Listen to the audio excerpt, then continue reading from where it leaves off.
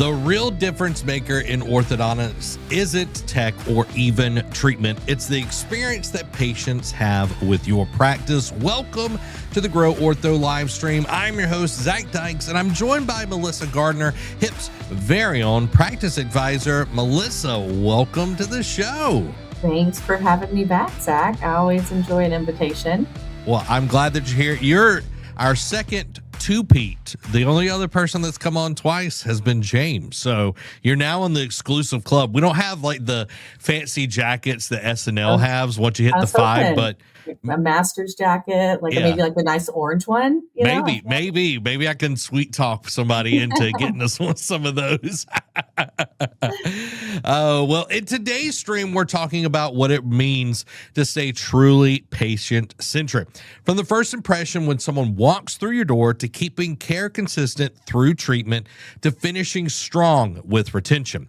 We'll break down how the small things like a warm hello, a quick check-in, celebrating milestones can completely shape the patient journey and set your practice apart in this competitive market. Now, Melissa, before we jump into the meat and taters, as I like to say, tell everybody about yourself and your experience within the orthodontic industry. So, been on before. So if you haven't seen one before, I've spent over 20 years in dental and orthodontics.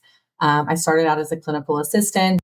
I moved into clinical director. I then took over into the TC role as well as helping with the front desk. So I've got the opportunity to kind of dip into every little aspect of ortho.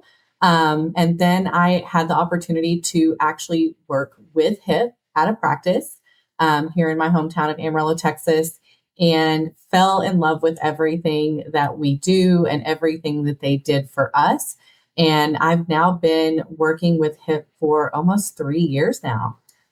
So it's been an amazing ride. I've got to do a lot of amazing things, meet a lot of amazing teams, and I just love the field. I love orthodontics. I love dentistry as a whole. We work with smiles all day, and I don't know any other better jobs than that for sure. Well, Melissa, you've been in the front lines, and I think that's important, especially for our topic today, talking about patient-centric care, because so many times we get bogged down in the features, the bits and the bobs and all of that, where we can get kind of blinded by the actual experience that our patients are going through. So, Melissa, why do you think being patient-centric goes way beyond just straightening their teeth? Well, really, it's all about what we're changing in their lives, right? So everyone carries their smile with either confidence or lack thereof. For years for myself, I didn't love my teeth. I didn't carry myself with the same confidence. I didn't pursue the same things maybe I would now. And so whenever we think about what we're really doing is we're affecting someone's life, we're building their confidence, we're creating a smile that they're going to carry from their graduation to their wedding, to their first child, to their family photos, to every single aspect that's going to affect their life. And so whenever we think about the fact that we're having such a large impact outside of, drilling and filling as a general dentist or changing a wire as an orthodontist, we really have to remember that people are our business. We can focus on the teeth, we can focus on the technology, we can focus on the processes and all of those things, which are important. But the reality is, if we lose sight of the people that are utilizing those things, then we really lose sight of our whole entire business, our whole business model, and everything that we're doing within our career. So I think we just have to remember to keep it baseline and remember that people are what matter. It's so easy to get inundated with putting out fires. You're focused on this case and then you jump into this case, or I've got to make sure that I close this many people. Oh, we got this many same day starts, or we have a no-show and all of that. It's very easy to get bogged down in the minutia of it all. And when someone comes in, are you actually showing up for them? Because when it comes down to it, it's a human experience, and you are dealing with one of the most sensitive parts of the body. People fear going to the dentist more than, death itself a lot of times. So In your eyes, how does like focusing on the full patient experience really make a orthodontic or dental practice stand out today? I think it's everything that makes them stand out. I mean, the reality is, I've been into many offices, I've worked with many teams, um, successful, unsuccessful, new, old, established, all of those different aspects. But the places that see the most growth and the most potential are those that not only carry from what their brand and their culture and their vibe and their team are, but what every single aspect of their office. How does it lighted? How is it painted? How does it feel? Do you have the comforts of, a nice warm welcome, like you say, or does everyone greet you? Do they remember things about you? And so whenever you start to think about where do I want my child to be seen, or who am I going to rave about, people are either going to talk about their best experience or their worst. They're not going to talk about the ones in the middle. If you become mundane and kind of plateau and just get by with getting by, then you're not necessarily going to fail, but you're definitely not going to thrive. You're not going to take that business to the next level. And so, in order to be competitive and really stand out amongst all of the opportunities and other competitors that you have in this space, you have to make that experience truly leave an impression, and a good one at that, not a bad impression. So it's really everything to be a competitive market. People are going to rave about it. They're going to experience it. And they're going to want other people to experience it with them. So I think that that's really what's going to make you stand out. You can have great marketing. You can have great team members. You can have great systems and technologies and things like that. But if you don't make me feel good whenever I walk in your doors and I don't leave excited about what just happened, because let's be realistic, I'm going to leave and I'm going to be sore from my wire change, or I'm going to be numb from the injection. So I'm not already leaving with a great, mindset in that aspect. But if I left feeling great because of the interactions I have, you're gonna succeed every time. Your business is gonna blossom. It reminds me, there's a restaurant in town, and I've been there since like I was literally like 8.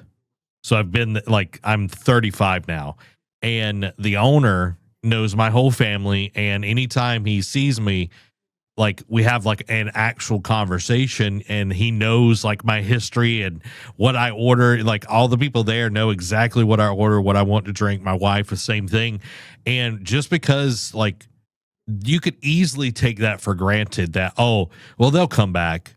Well, him knowing who I am, who my parents are, who my wife is, and the waiters taking care of me, not just because it's Zach, but it's, oh, I'm going to serve them at the utmost. I'm going to go the extra mile. And yeah, sometimes you're not going to feel like going the extra mile.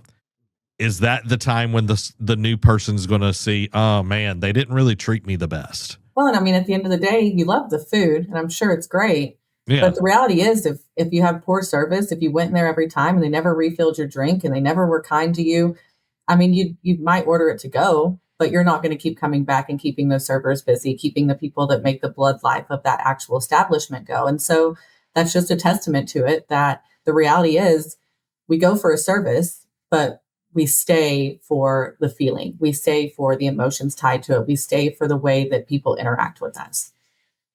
So I want to jump into what you like to call like the little things, like the things that like really stand out for a patient. Can you go into a little bit on like how we could implement that within a practice, and why do they even matter? It starts from, like you said, the very first call, how that interaction goes on the phone, how you're welcoming, asking about their day, making sure that you're interjecting those normalcies and politenessness.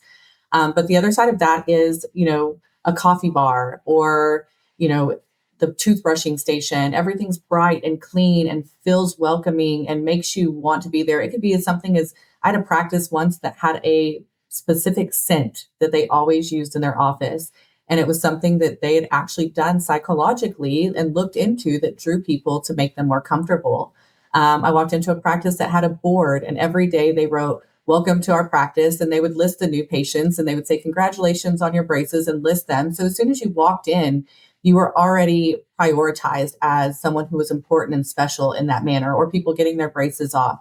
Um, Making notes on your patients whenever they're in the clinic. We know that, we want to be efficient. We're going to know which wires are coming in, and we're going to process through those things. But what if I asked you about your football game that I knew you had, or your Mm. prom, or your wedding, or your aunt's birthday that you had to go to that you really didn't want to? But I mean, all of those little things, making little notes inside of a chart so that your doctor can be able to remember and look at those, so that your team is paying attention to that you may not see the same assistant. So it's those little things that are going to brighten someone's day. Think about something that someone did for you that was so simple. Whenever I pay with cash and someone say, oh, don't worry about that 5 cents. I mean, it was 5 cents, but it was like, oh, I don't have to break a dollar and carry around change. It was something that made me smile, something so simple, but someone that just went out of their way to do a little touch. And so setting the tone of those things in your office, from remembering key pieces, even if someone gets the same color every time that they come in, maybe notate that. Oh, are we going with teal again? Just making sure that you're really honing in on each person and what's important to them, and making that feel really good every single time that they walk in. It's really simple. It's small, simple, tiny little things that may seem mundane and overdone at some point, but I promise you it matters. It sinks into those patients, and they remember that small experience that kind of changed their dynamic or even changed their day. What if they're having a really bad day and you reminded them of something great that they just experienced 6 weeks ago since the last time they saw you, and it changes their outlook on their day. So it's really simple things, from the feel of your office to the amenities that you offer, to everyone knowing people's name when they walk in and knowing those little things about them, that you can just change that little bit of a dynamic and make a huge impact. You look at this, it's like, how would you want to be treated in that instance? Yeah. Would you want to be just a number or just going through an assembly line? Like, how would you want to be viewed and handled, taken care of, going through the same process? Would you want them to know that, man, I know you just lost your grandmother, how are you doing? Something where there's a human connection, because my God, we do not have enough of that with, phones and all of that. We are connected, but we're not having a human connection. We're, shelling it out to AI all the time now. That is I was just thinking that in my mind as you were talking, in a day and age where we have self checkout. I love going to my grocery store, and I love talking as they're checking out my groceries, talking and bantering back and forth, because we're human and we all thrive and drive and strive for that human connection. And convenience is great. And there's sometimes where I just want to go straight to the self checkout and get my 5 items and move on with my life. But in a day where we have AI answering every phone, and then you have to try to tell them what you need so they'll direct you to the right person, versus just someone who can handle your objection or your problem right then and there. Self checkouts where you're doing everything. We are living in a world of convenience, and believe me, I love convenience. However, I do love that human aspect that really changes the tide in what we experience in our day to day. And those little things do matter. And I think that we're starting to see that more. I think we kind of strove to a place where we all wanted technology and convenience and ease of access and all of those things. And now that we've achieved it to some great extent, we're all starting to realize the impact that that's had whenever we're missing out on that little human piece, that connection, that smile, that genuine, question of how are you today? So I was totally thinking that exact same thing as you were going through there, thinking about, oh yeah, I check out my own groceries and I, order everything off Amazon, and I have to hit 1 or 5 or 7, 20 times to get to a human being. And so it's definitely a factor that will stand out and make an impact in your business. So let's jump into the first impression. When someone steps into the door, they walk in for the first time, what is the first impression you want them to have within the practice? So because we're in the healthcare industry, I think the number one thing is a clean, bright, welcoming environment. That will set a tone before you even make it to that front desk, right? If you walk into somewhere and it's dark and it's dingy or a little dirty, or, just doesn't feel welcoming and open, it's not necessarily somewhere you want to go sit and open your mouth wide and see what they're going to, find inside there. So I think that that's honestly your initial thing. You want a welcoming space that feels good, clean, and like somewhere that isn't necessarily clinical, but clean enough that it could be. The second thing is that smiling face, right? That person who greets. I took my son into an urgent care, and I totally get it. They're mass volume, very busy. But you walk in and it is clean and it is a clean environment and it's bright, but there's no one there to greet you. There's a piece of paper with Mhm. a sign in. Nobody says hi to you. And so you start to just go through the motions, and it's not necessarily somewhere you want to go back. I mean, you're there out of convenience, but you're not really enjoying it. And so I would say first impression is how I feel when I walk in your office, and I feel like I want to be there and feel comfortable to have, teeth my teeth worked on or my child worked on. And then the second is someone greeting me, someone making me feel welcome, making me feel valued, and knowing that I'm going to be cared for and taken care of in that first instance. So those are going to be the two biggest impacts. Um, there's also nothing worse than walking in and someone's on the phone, and they kind of greet you, kind of don't, and it's very disconnected, and you don't know if you should say hi, or you're kind of waiting there to ask what to do. And so that first person that's there, I'm a huge fan of phones in the back, or phones maybe in a different area, because everybody's on their phones all the time. And so if I'm there, I Mhm. want to be greeted, I want to be acknowledged, and I want to be taken care of. And so those are the two biggest things on that initial first impression that are going to really make or break the decision on whether anything you do past that point is going to matter at all. Yeah, and going a step further on that is, does your like coming up to your building, is it clear where people are supposed to go? Can I find it? Is there a sign? Welcome here, like, enter here, something, because when you go to a place for the first time, you're going to feel very self-conscious and awkward. It's like, am Yes. I in the right place? Am I like,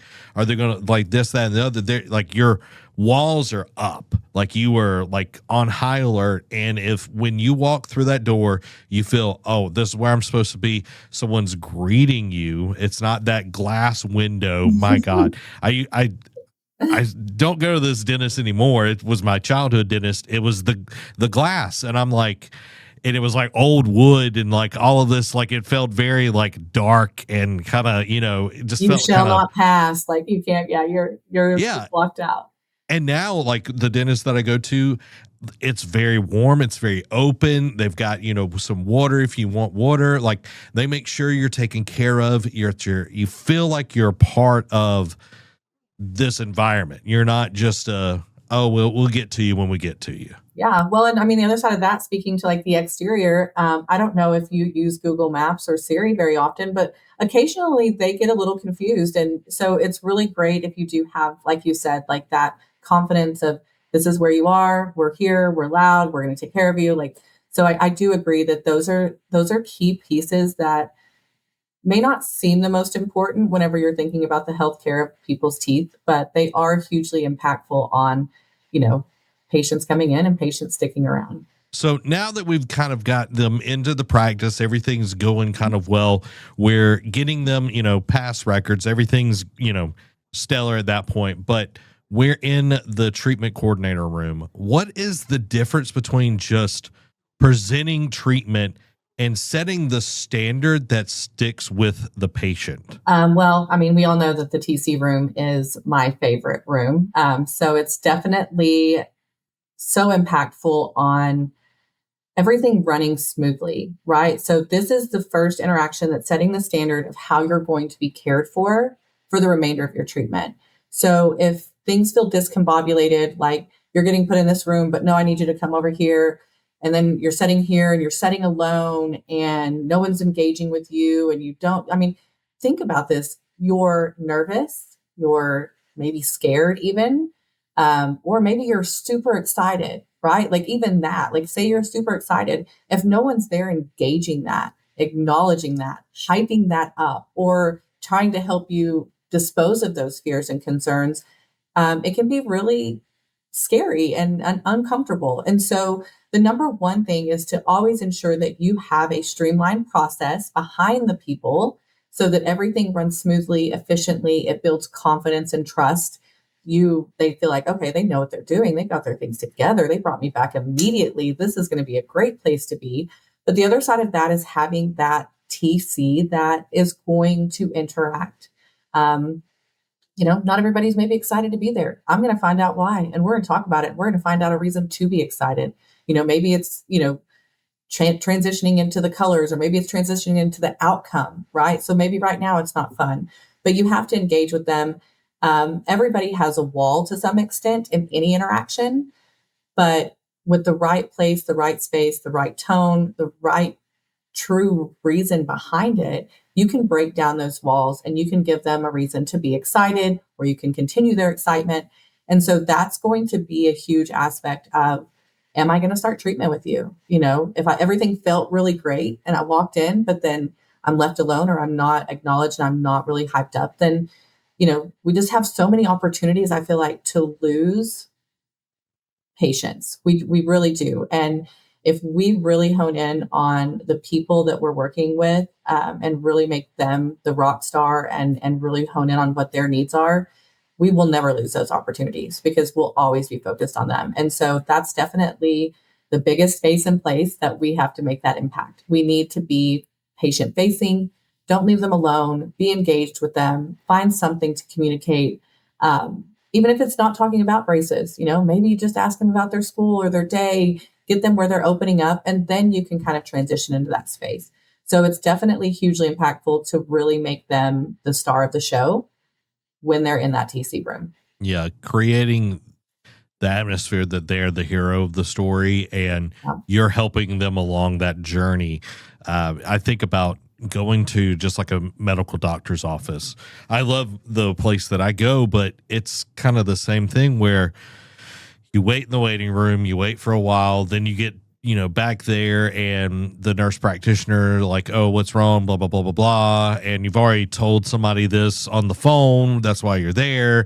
And then they leave you alone for, sometimes 10, 15. I've had like 45-minute waits before when I'm in the room. And man, that starts, racking up on your mind, where it's like, am I like, is my blood work that bad? Am I an anomaly? Yeah. Yeah, it's like something, you start catastrophizing in your head, and then the doctor comes in and is like, oh, tell me what's going on. And it's like, what I just told the other person. It's like, like having some kind of handoff, and like making the patient feel like they are the only thing that matters in that space and time.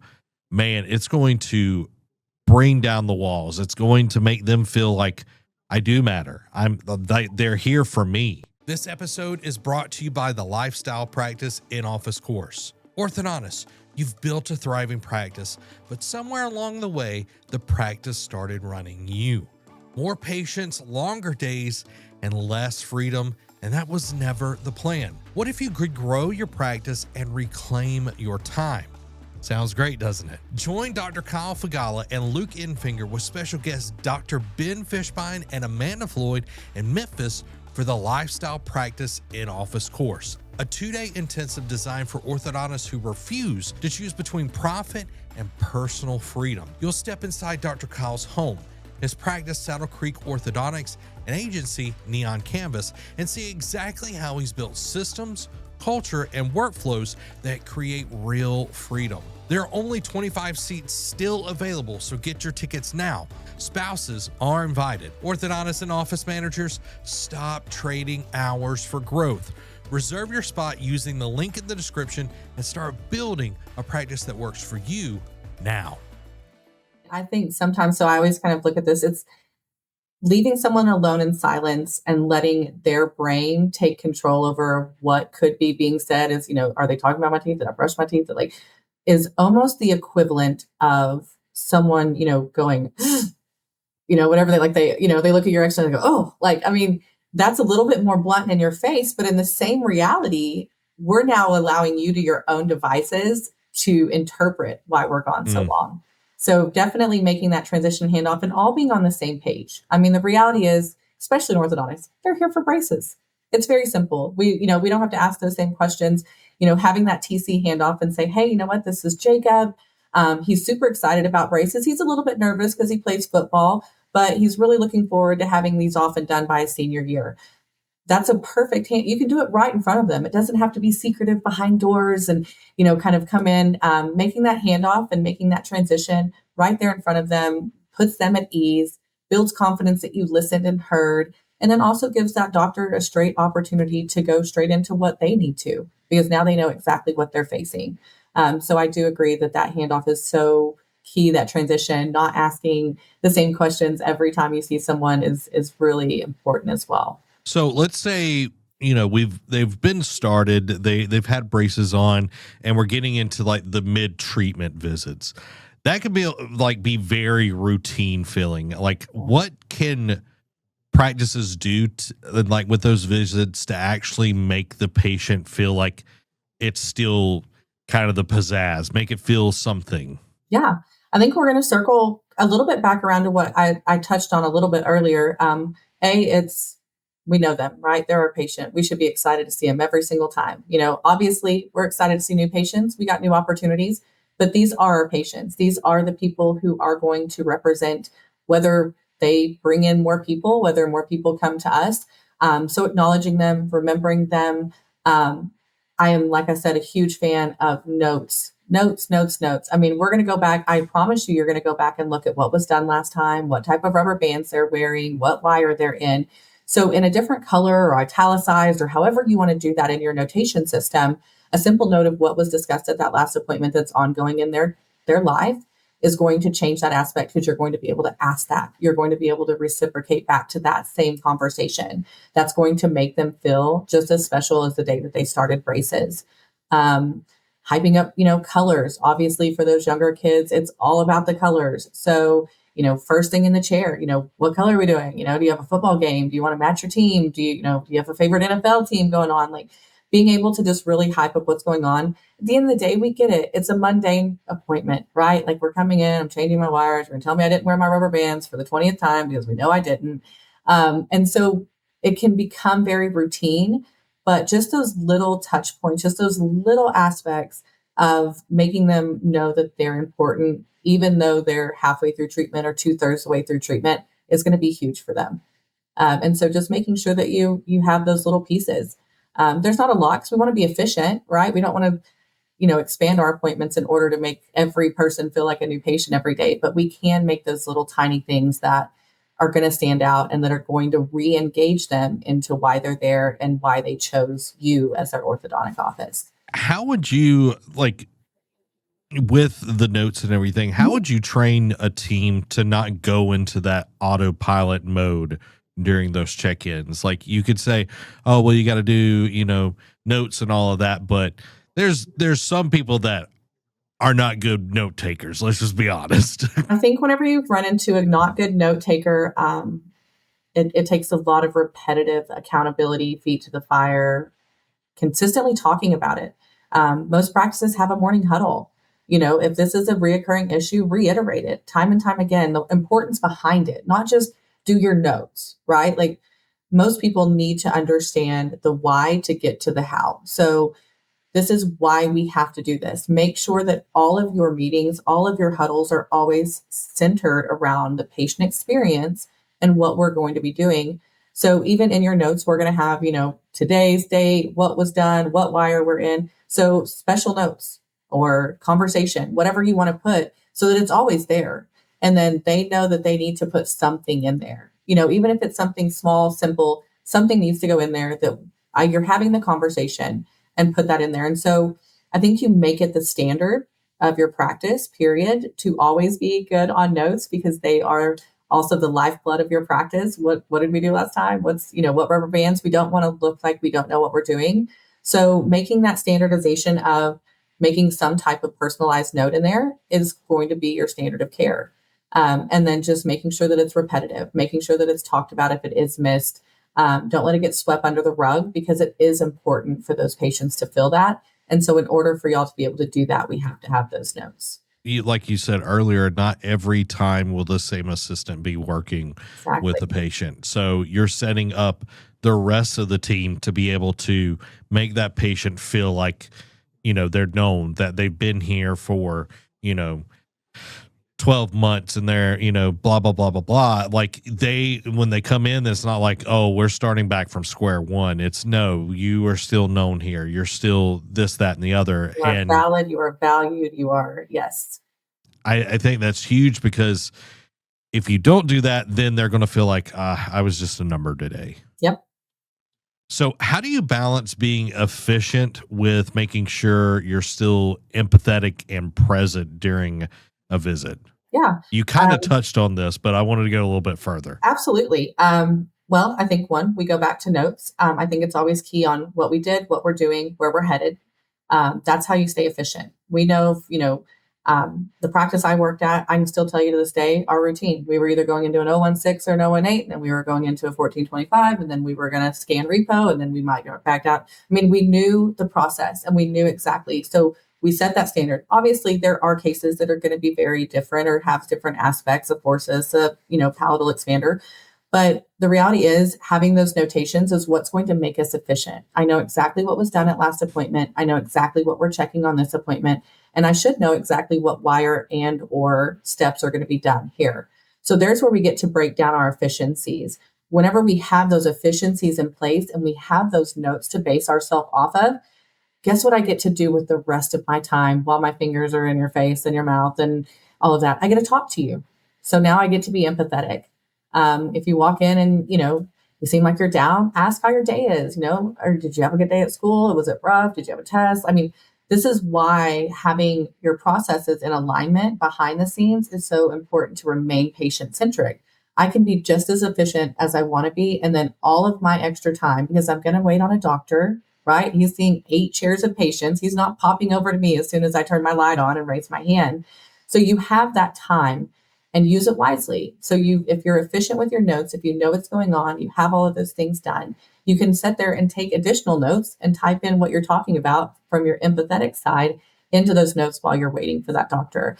So that's the reality of it, is empathy and efficiency can go hand in hand because we know we're going to have time to talk to them. It's a matter of putting forth the effort to do that so that we can be more efficient, putting in the effort to make sure that the notes are in there so that we can direct ourselves into a conversation that allows us to be empathetic within that space. For anyone that hasn't experienced that, hasn't built that muscle, it just takes practice. It's like anything else. The more you do it, the more comfortable it's going to feel to take notes or, to be able to balance both of those things. And the first time you do it, it's not going to be perfect. Nope, it's not. You just keep doing it and it's going to get better. It's just like this live stream. We've done it more and more and more, and it's getting better and better and better. It's not perfect, but it's getting better and better. Yeah. I mean, practice makes permanent, right? So you continue to do it. And it's just going to get easier and easier and more efficient, give you more time to open up for empatheticness. Like, it's just going to continue that way. And there's going to be bobbles along the way. Nobody's going to be perfect. But at the end of the day, even if you didn't maybe remember to put in those personalized notes from the last visit, I can scroll up and maybe look at the visit before, and I can still find something to engage in with that patient. And so while there may be miscues that happen, as long as we are continuing to get that 1% better every day or put in that 1% effort a little bit more, then we're going to be able to make, like that, like you said, that muscle memory. It's going to become the norm. It's going to become the standard of how you work and how you flow. So, it's not going to be perfect, but we can definitely improve it and continue to make it better each time. I love that. I love that because if you can get out of your head, you're going to make that patient feel like they are the star. And especially for kids, that's what they want. They want to be seen. They want to be heard. And you might be the only time that that's actually happening during their day. I mean, the other side of this, I had a child, I have a son that's a senior this year. He was in braces. And I can tell you from a mom perspective, that appointment means more to them than you think it does. I can remember, he'd be like, when's my next ortho appointment? When's my, one, he wanted to be done with braces. So of course, yeah. And then, 2, like a week before, he started wearing those rubber bands, because he knew his appointment was coming up. But like the day, he's like, oh, I wonder what color I'm going to do. I don't know what color. Like, it consumes them more than we think. They get to get out of school, they get to come to there. And if you've already created this amazing experience, which I was lucky enough to work for the practice that he had, and we had that experience, then they're excited about that appointment. This is not going to get your shots or going to get your blood work. This is going to get new colors and a new wire and a step closer to achieving that perfect smile that you started 6 to 12 months back.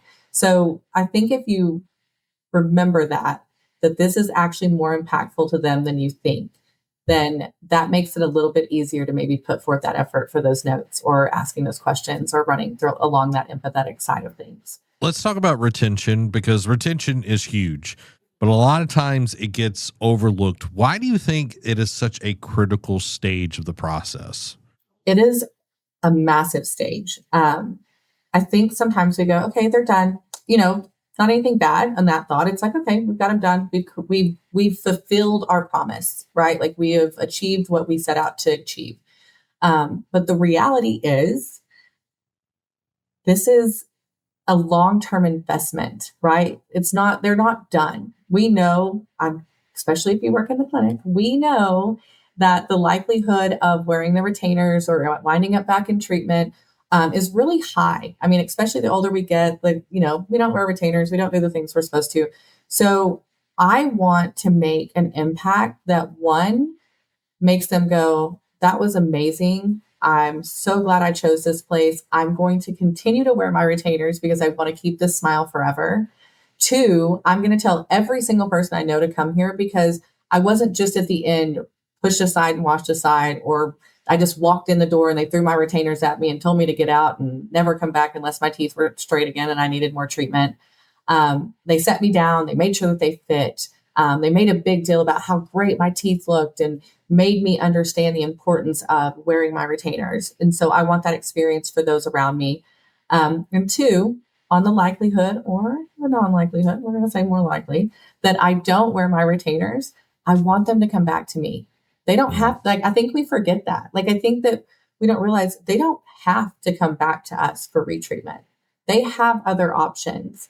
And so for me, I want, in that worst case scenario that they need treatment again, first thing they want to do is come back to me and they're like, oh, they're going to be so mad at me. They told me to wear retainers. It made a big deal. They told me how great I was. Now I've got to go back and tell them, but I'm going back there because the experience was that great. So retention is the end of treatment, but is not the end of your referral source. It is not the end of their experience with keeping and maintaining their smile and what that means for them in the long run. I think going at it with not guilt or shame if they have to come back in, I think that's a big point of it. Oh, huge. Like if they feel like, oh, they're going to be disappointed in me and all of that, it's like, why would you face that? You just go somewhere else. But if it's, done in a way where it's like, you're part of the family, we want you here, we want to take care of you, that sets them up for, I really liked, hip orthodontics, and I want to go back there and I want to see Dr. Luke or whatever, Yes. It's like you are setting them up for success because you know who they are, what they need, more than some other doctor coming in and having to build a whole new case or whatever on that. But let's talk about helping them finish strong. What are some simple ways to make the end of treatment feel special for the patient? I think one, it's the overall experience, even from that appointment prior to the debond, whenever you're walking up to go make your next appointment, or if the assistant's making it, making a big deal about that. Oh my gosh, I can't, we're getting your braces off next time. So even before they actually come in to get in, just making them feel so celebrated. You did such a, they're finishing early. Make sure you acknowledge that, or they're finishing late. Acknowledge that. Hey, you know what? It was, we put in an extra 3 months, but I'm so glad we were able to get you where you wanted to be and you're so happy. So it starts initially before we ever even take them off, right? We are stoked. We can't wait to do this. And then the day that they come in, like I said, maybe having that board or the person up front knowing that you're there for the debond and making sure that you're expressing how excited you are, and make sure you stop by and come by and see me. As a TC, I would track my patients. And so I would know when they were coming in for a debond, and I would make it a habit to go back to the clinic or run up to the front when they were checking out to go and see the smile that we created from the beginning. And that was a huge aspect. People loved that someone came running back from another office on the other side to come see their smile. And so little things like that are just small and simple. Having obviously, some type of, whether you give them whitening gel for their retainers or whether you give them some type of debond gift, a t-shirt, a swag bag, something that's exciting, that celebrates everything that they've accomplished and everything that they're going to continue to enjoy from their smile, is huge. I love photos. I love, hey, can I get a, let me get a picture with you and doctor, like I want to see y'all's picture, or having a photo booth in your front, or even just a really cool accent wall that they're able to do, making it a celebration. I mean, the reality is they've spent a year or longer with you with metal in their mouth, being sore every 6 to 8 weeks, wearing their rubber bands, avoiding their favorite foods, like have some popcorn to give them. I mean, whatever that might be, something that's excited, Jolly Rancher, whatever that may be. Those little things that are going to mean something to them that we can make into a big celebration is huge, because that's their experience. So now we've made the amazing experience from the beginning and they did treatment. Now we've got to bring it home. We've got to make it a celebration to really show what all they've accomplished in that time.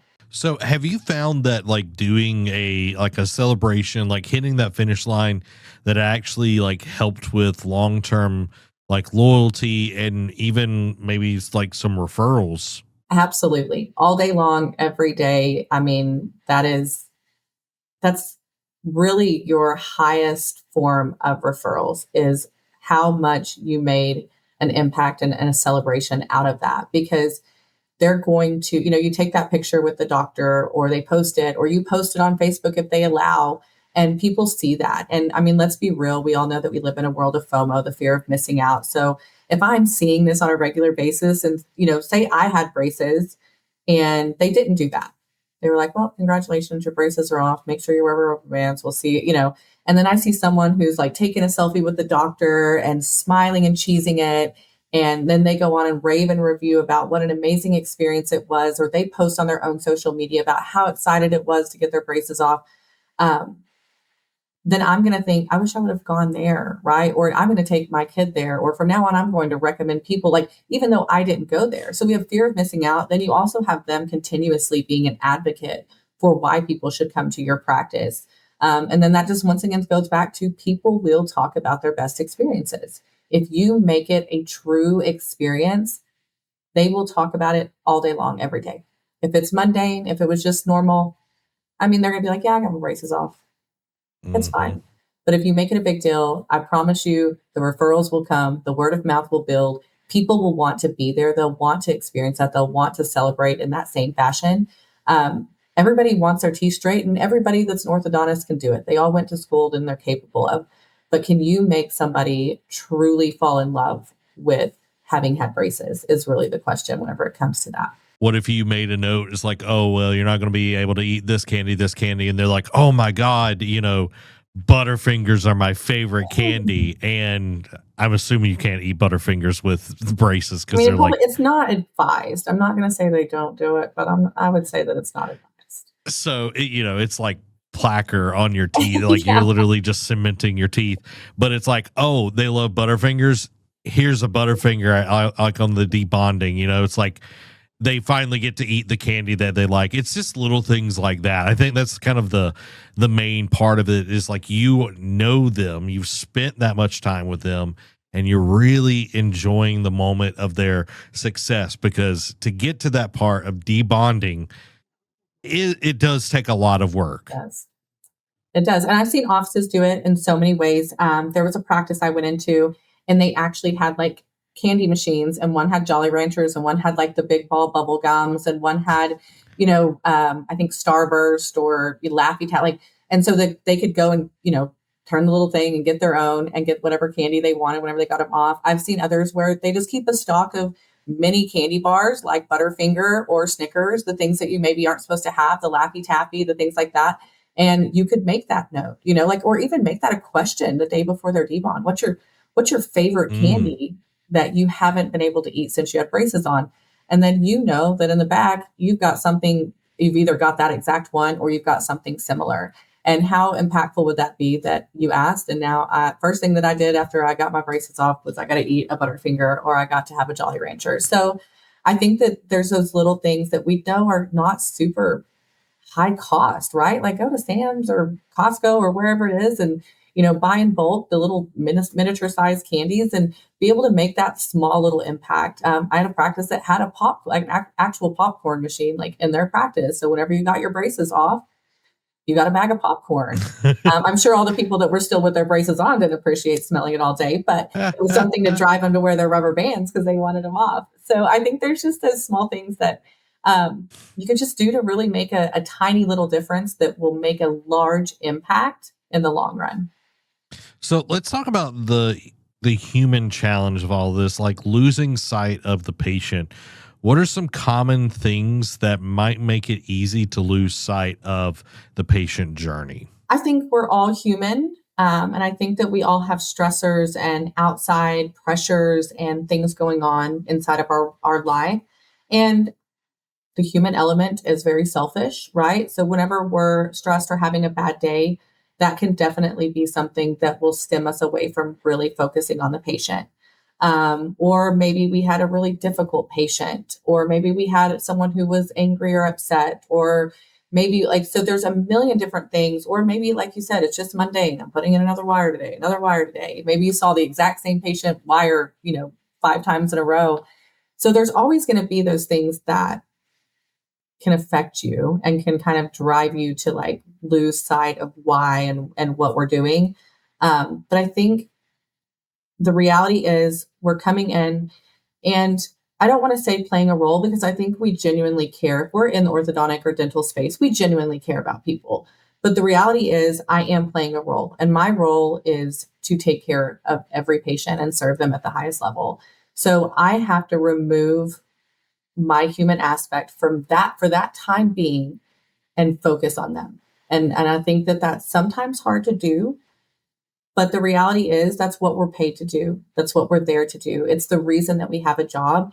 And if I don't have patients, I don't have a job. And my life is a lot worse. So maybe take a minute, take a deep breath, reassess your situation, go have a drink of coffee, whatever that might be, clear your mind, let go of what you just happened, and take that opportunity to look at that person and realize they could be going through the same thing or something 10 times worse than whatever you may be going through. So step up to the plate and, suck it up a little bit and just make sure that you're really there for them. Because the reality is life is hard, and we all do carry things and we all do have baggage, but do something that you would want someone to do for you. Right. So if I'm leaving work and I've had a bad day and I go, to my appointment or to my grocery store or my, whatever I may be doing, I want someone to have compassion for me because I'm going through something. So take that same thought and put yourself aside and be compassionate for them in that moment. I'm a huge believer in karma. So, what goes around comes around. You put good out, you get good in. So definitely just being able to understand that it's not making you less important. It's not subsidizing your needs or wants or stresses. But the reality is, in this moment, this is this person's moment, not yours. And we have to be able to be there for them and lift them up and make sure that they're feeling the experience that we've promised them throughout what we want to provide within that practice. And what is kind of exciting with that is when you help other people feel good, you feel good. You feel so good. There is nothing better than making a positive impact on another human being and knowing that they're going to carry that throughout that day or even carry it on to the next person. It's a great feeling. So last question. At the end of the day, how do you keep yourself focused on the fact that this is work, that the work is about people, not just teeth? I mean, I think the reality is you always should have that forefront of mind. I've never seen teeth walk themselves through a door. So I know that whenever you start to look at someone's teeth, you're going to have to see the face around them and the body attached. So it's very simple to just remember that, we're serving people. Yes, we are taking care of their teeth. Yes, that is our focus and our job and what we have strived to do. But the reality is those teeth are nothing without the person attached to them. And the purpose behind them is to create a smile that's lasting and effective for them for the rest of their life. And so how could we not lose sight of the fact that we are working for people and not teeth? I love teeth. They're great. But I mean, if you've ever worked in a dental office and seen extractions, they're not really that great when they're not attached to a person. So keep the people forefront and make the teeth the second priority and ensure that they're taken care of as well. Well, that is our live stream today. Make sure to subscribe to our weekly podcast, the Grow Ortho podcast, and our Grow Dental podcast to hear more content that can help you grow your practice. And Mark Twain said it best, the secret of getting ahead is getting started. So get out there and get started by making the changes that you want to see in your practice now. This has been Zach and Melissa. Thank you for watching the Grow Ortho live stream.